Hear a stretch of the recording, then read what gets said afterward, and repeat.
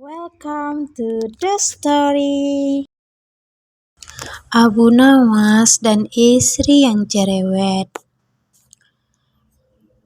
Ternyata Abu Nawas memiliki istri yang pencemburu dan cerewet. Sikapnya itu bukan tanpa sebab. Hal ini dikarenakan suaminya Abu Nawas sering pulang larut malam, sehingga membuat istrinya cemas.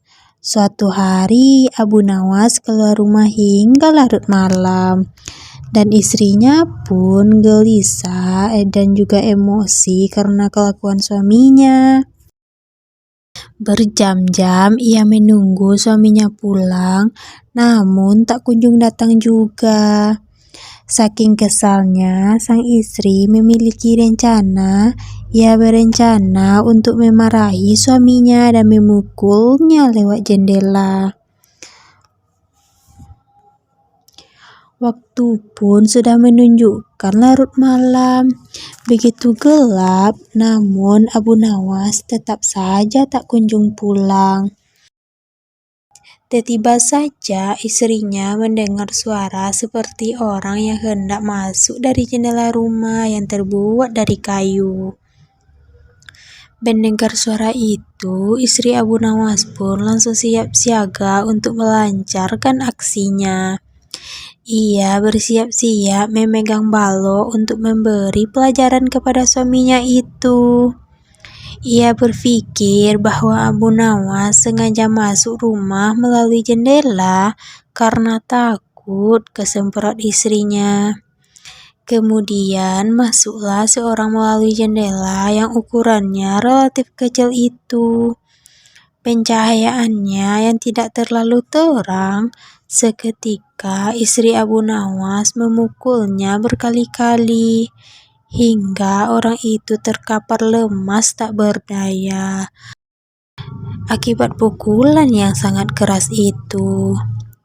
"Ampun, ampun," kata orang yang diduga Abu Nawas itu. Melihat itu, istri Abu Nawas merasa puas karena misinya ini berhasil, sehingga orang yang dipukulinya itu lemas tak berdaya. Dengan nada yang keras, ia meminta orang itu bangun. "Ayo, cepat bangun. Lain kali jangan diulangi lagi dengan pulang larut malam," kata istri Abu Nawas. Namun anehnya orang itu juga tak kunjung bangun.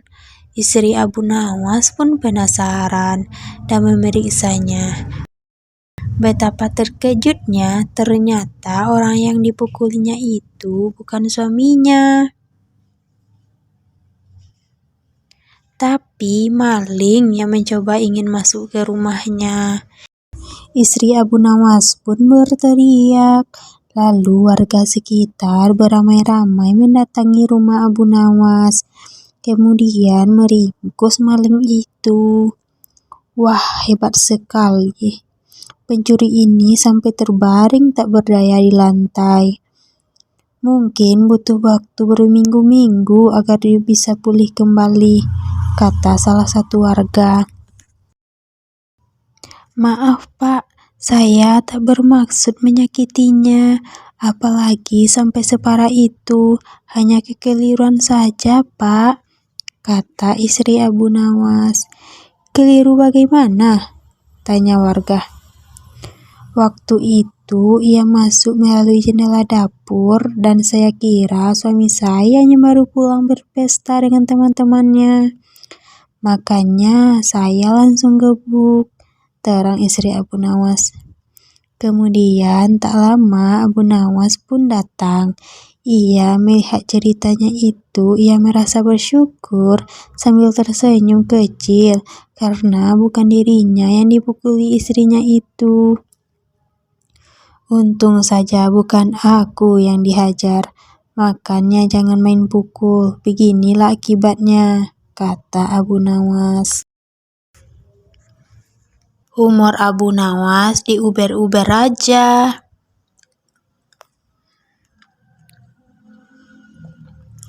Untuk kesekian kalinya, Abu Nawas membuat Baginda Raja Harun al-Rashid marah. Kali ini karena urusan jual beli budak. Tidak tanggung-tanggung, budak yang ia jual adalah Baginda Raja. Ketika itu, Raja langsung mengerahkan pasukan untuk menangkap Abu Nawas.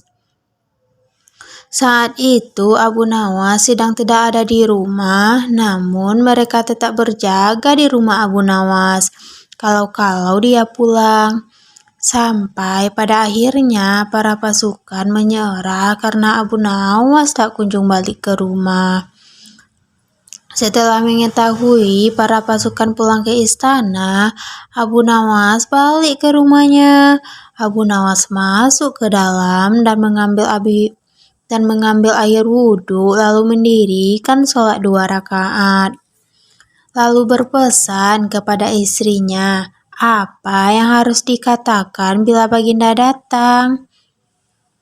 Tidak beberapa lama kemudian, tetangga Abu Nawas geger karena istri Abu Nawas menjerit-jerit. Ada apa? Tanya tetangga Abu Nawas sambil tergopoh-gopoh. Suamiku mati. Hah? Abu Nawas mati?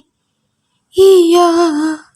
Kini kabar kematian Abu Nawas tersebar ke penjuru negeri. Baginda terkejut, kemarahan dan kegeraman beliau agak susut mengingat Abu Nawas adalah orang yang paling pintar, menyenangkan dan menghibur Baginda Raja.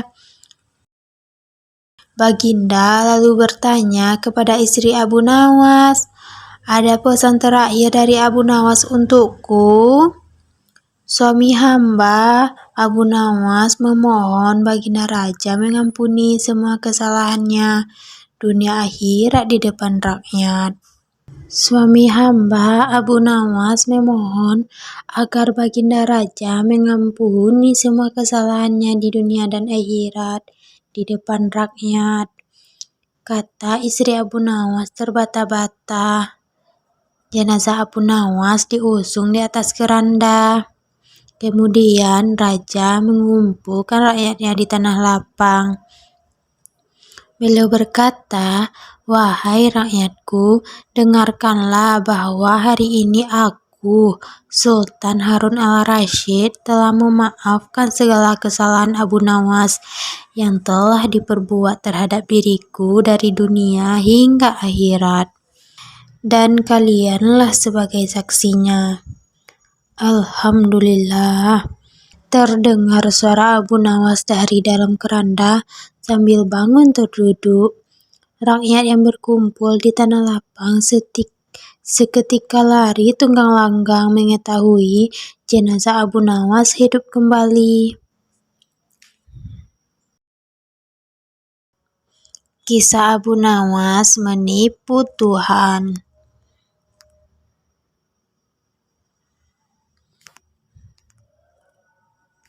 Abu Nawas adalah seorang ulama yang mempunyai murid cukup banyak.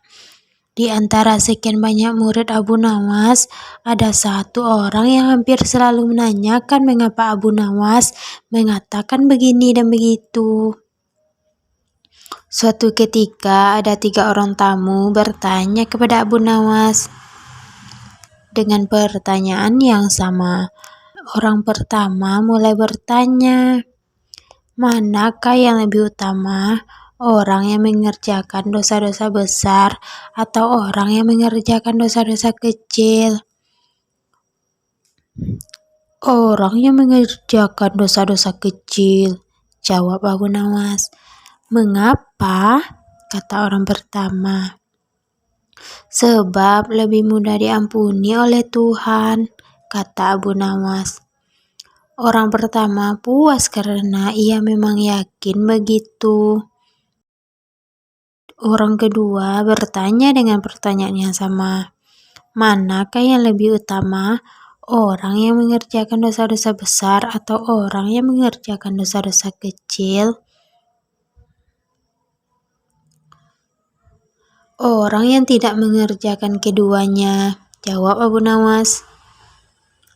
"Mengapa?" kata orang kedua. "Dengan tidak mengerjakan keduanya, tentu tidak memerlukan pengampunan dari Tuhan," kata Abu Nawas. Orang kedua langsung bisa mencerna jawaban Abu Nawas. Orang ketiga juga bertanya dengan pertanyaan yang sama. Manakah yang lebih utama?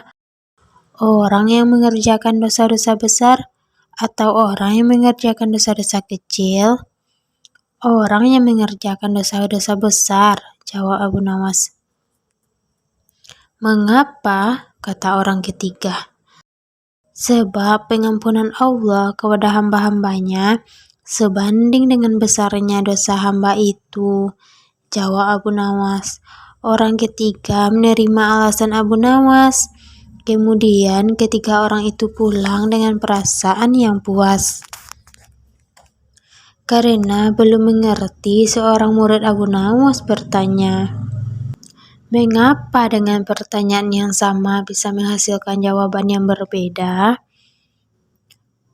Manusia dibagi 3 tingkatan. Tingkatan mata, tingkatan otak, dan tingkatan hati.